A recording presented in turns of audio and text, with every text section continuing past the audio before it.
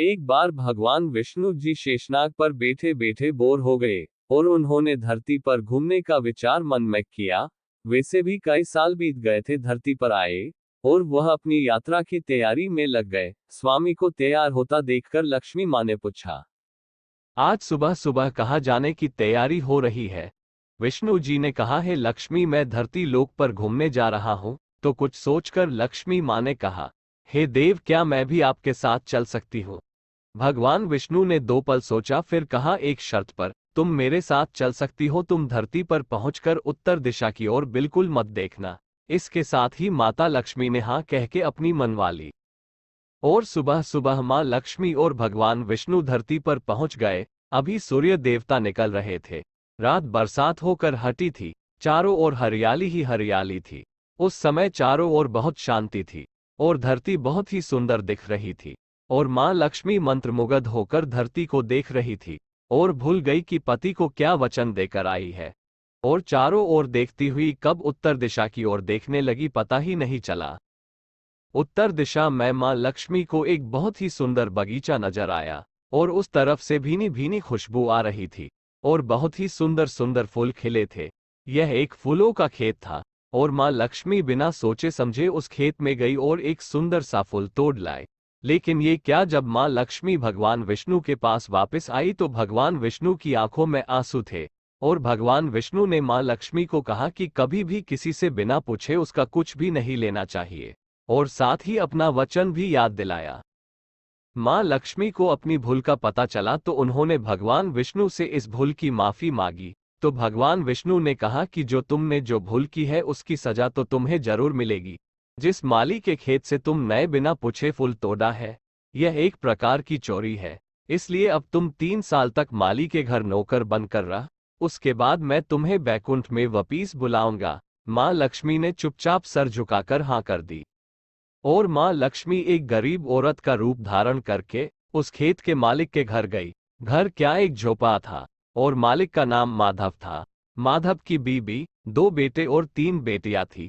सभी उस छोटे से खेत में काम करके किसी तरह से गुजारा करते थे। मां लक्ष्मी जब एक साधारण और गरीब औरत बनकर जब माधव के झोपड़े पर गई तो माधव ने पूछा, बहन तुम कौन हो और इस समय तुम्हें क्या चाहिए?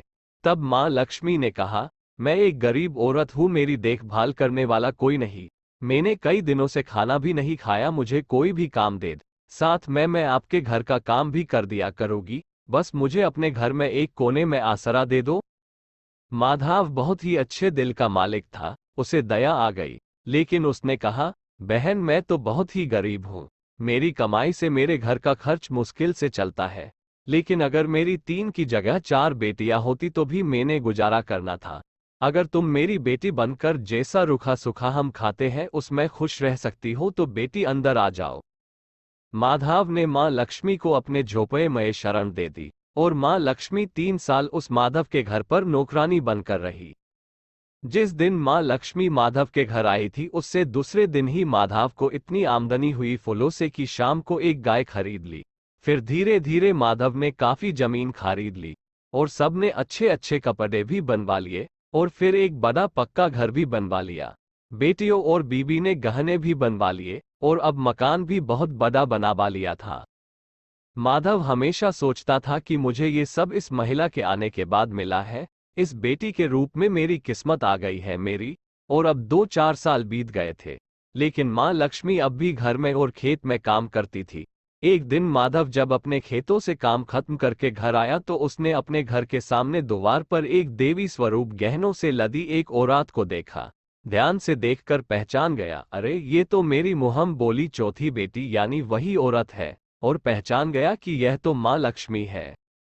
अब तक माधव का पूरा परिवार बाहर आ गया था और सब हैरान होकर मां लक्ष्मी को देख रहे थे। माधव बोला, है मां हमें माफ कर, हमने तेरे से अनजाने में ही घर और खेत में काम करवाया है। मां ये कैसा अपराध हो गया है, मां हम सबको माफ कर दे। अब मां लक्ष्मी मुस्कुराई और बोली, है माधव तुम बहुत ही अच्छे और दयालु व्यक्ति हो। तुमने मुझे अपनी बेटी की तरह से रखा, अपने परिवार के सदस्य की तरह से। इसके बदले मैं तुम्हें वरदान देती हूँ कि तुम्हारे पास कभी भी खुशियों की और धन की कमी नहीं रहेगी। तुम्हें सारे सुख मिलेंगे जिसके तुम हकदार हो। और फिर माँ अपने स्वामी के द्वारा भेजे रथ में बैठकर बैकुंठ चली गई।